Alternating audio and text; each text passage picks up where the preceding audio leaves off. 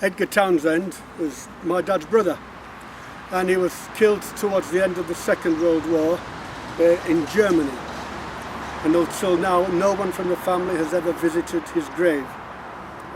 I've already said my personal words at his graveside, and this is something a little more formal, and it's for my dad and his mum and dad, and for all of our family who have both passed and are still living.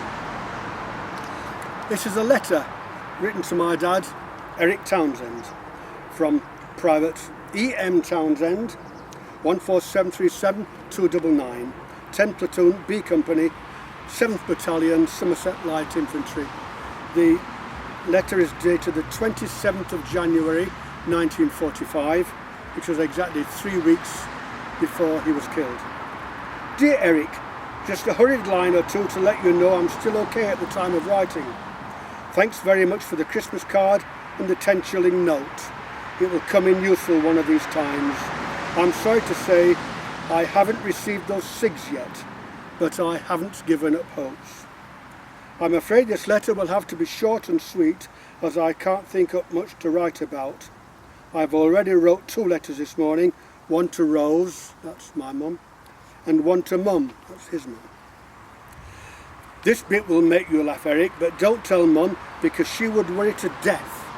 But in one of her letters to me, she said, being as I wasn't on guard that night, that I wasn't up in the front line. She thinks when you're up in the line, you're fighting all the time and have no guards. It's a good job she does think that way. Don't you think so? Well, Eric, what sort of weather are you getting over there? It's lovely and cold here. Roll on summer. All we get is frosts and then snow nearly every day. Well, I'm afraid I shall have to bring this letter to a close, Eric, as I can't think of any more now. I'll write again later when I get time, but you'll still keep writing. I receive your letters okay. Well, I can't think of any more, so cheerio, all the best, Edgar. P.S. I send them all in Mum's letter, because the green envelope gets home quicker.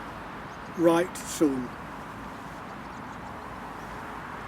This is from the story of the 7th Battalion of the Somerset Light Infantry.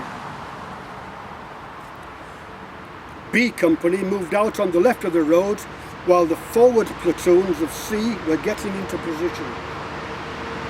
They met only minor opposition until they reached their objective, where they killed 3 sentries and captured a 75mm anti-tank gun, a Spandau, and 15 men.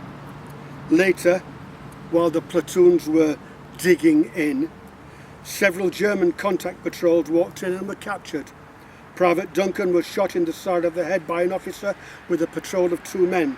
It was a glancing blow. He grabbed his Sten gun, shot all 3, and did not realise till afterwards that he had 3 bullet holes through his steel helmet.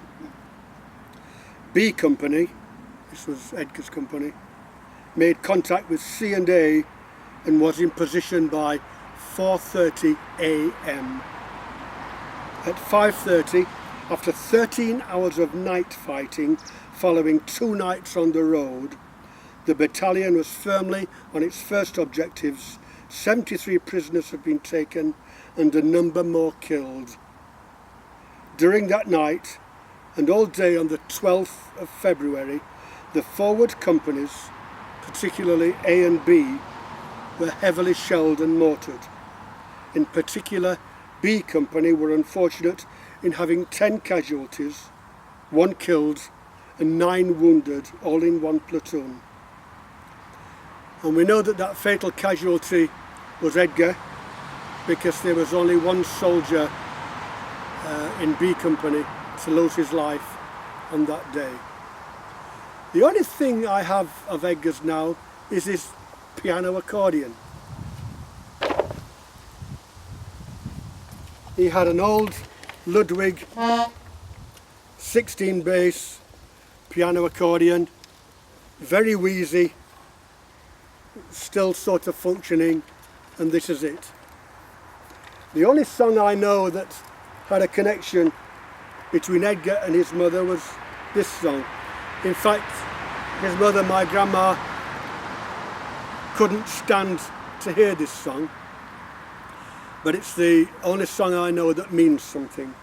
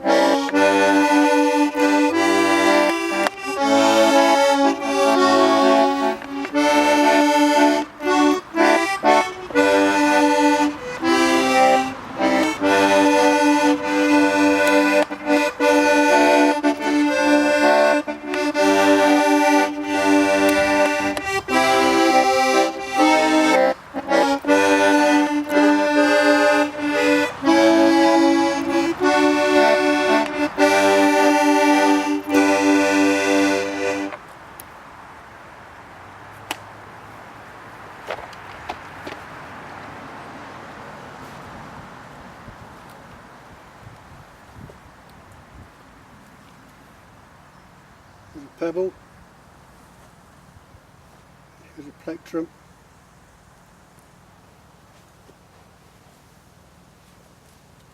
here's my key ring. Edgar Townsend, killed in action, 12th of February 1945, aged 18 years. May you rest in peace.